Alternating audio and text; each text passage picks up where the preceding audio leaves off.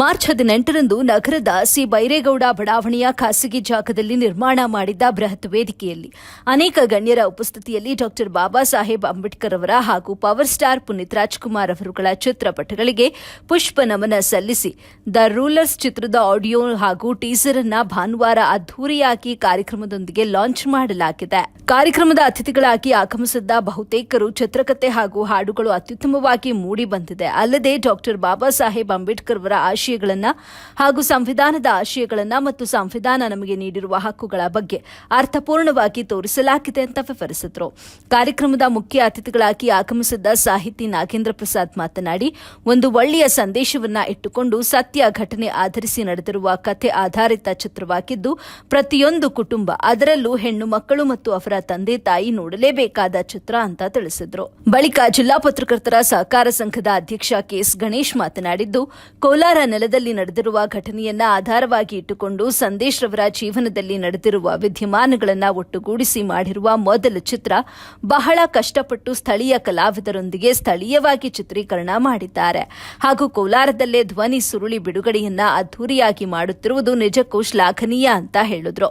ನಿರ್ಮಾಪಕ ಅಶ್ವಥ್ ಬಳಗೆರೆ ಮಾತನಾಡಿ, ನೈಜ ಘಟನೆ ಆಧಾರಿತ ಕತೆ ಇಷ್ಟವಾಗಿದ್ದರಿಂದ ಚಿತ್ರ ನಿರ್ಮಾಣಕ್ಕೆ ಎಷ್ಟೇ ಅಡೆತಡೆ ಬಂದರೂ ಹೆದರದೆ ಚಲನಚಿತ್ರ ಸಂಪೂರ್ಣವಾಗಿ ಮಾಡಿದ್ದು, ನಾವು ಯಾವುದೇ ಕಂದಾಚಾರಕ್ಕೆ ಬೆಲೆ ನೀಡದೆ ಚಿತ್ರೀಕರಣ ಮಾಡಿದ್ದು, ನನ್ನ ಚಿತ್ರತಂಡಕ್ಕೆ ಪ್ರತ್ಯಕ್ಷವಾಗಿ ಹಾಗೂ ಪರೋಕ್ಷವಾಗಿ ಸಹಕಾರ ನೀಡಿದ ಎಲ್ಲರಿಗೂ ಧನ್ಯವಾದಗಳನ್ನು ತಿಳಿಸಿದರು.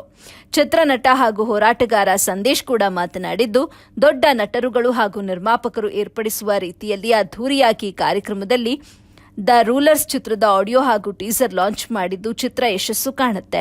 100 ದಿನಗಳ ಪ್ರದರ್ಶನ ಕಾಣುತ್ತದೆ ಎಂಬ ಭರವಸೆ ನನಗಿದ್ದು, ಶತದಿನೋತ್ಸವ ಆಚರಣೆ ಕೋಲಾರದಲ್ಲೇ ಮಾಡಿ ಉತ್ತರ ನೀಡುತ್ತೇನೆ ಅಂತ ಹೇಳಿದ್ರು.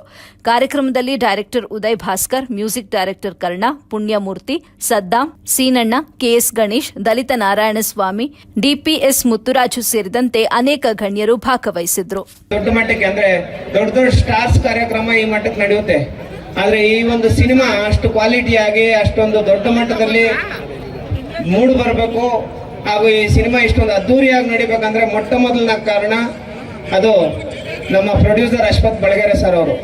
ಅವರಿಗೆ ಈ ಮೊದಲ ಚಿತ್ರ ಕೋಲಾರದ ನೆಲದಲ್ಲಿ ನಡೆದಿರುವಂಥ ನಿಜವಾದ ಘಟನೆಗಳನ್ನ ಇಟ್ಕೊಂಡು ಸಂದೇಶ್ ಅವರ ಜೀವನದಲ್ಲಿ ನಡೆದಿರುವಂಥ ಎಲ್ಲ ವಿದ್ಯಮಾನಗಳನ್ನು ಒಗ್ಗೂಡಿಸಿ ಸಿನಿಮಾವನ್ನು ಕಳೆದ 3 ತಿಂಗಳಿಂದ ಹಗಲು ರಾತ್ರಿ ಕಷ್ಟಪಟ್ಟು ಸಿದ್ದರಾಮಯ್ಯ ಅವರ ಸರ್ಕಾರ ಬಾಬಾ ಸಾಹೇಬ್ ಅಂಬೇಡ್ಕರ್ ಅವರ ಕುರಿತು ಯಾವುದೇ ಸಿನಿಮಾ ಮಾಡಿದ್ರು ಆರ್ಥಿಕ ಸಹಾಯವನ್ನ ನಾವು ಮಾಡ್ತೀವಿ ಅನ್ನೋ ಒಂದು ಅನೌನ್ಸ್ ಅನ್ನ ಮಾಡಿದ್ದಾರೆ.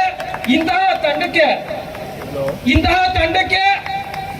ತಂಡಕ್ಕೆ ಅದೊಂದು கோலார் வந்து இந்தியாவில் மெயின். இங்கே தமிழ், தெலுங்கு, கன்னடா, மலையாளம் எல்லாம் நடக்கும். அதான் தமிழில் பேசுகிறேன். ஏன்னா வந்து Kolar is the main card of in Karnataka இந்த ஆல் லாங்குவேஜ். எனக்கு ரொம்ப சந்தோஷமாக இருக்குது. எனக்கு இந்த மூவியில்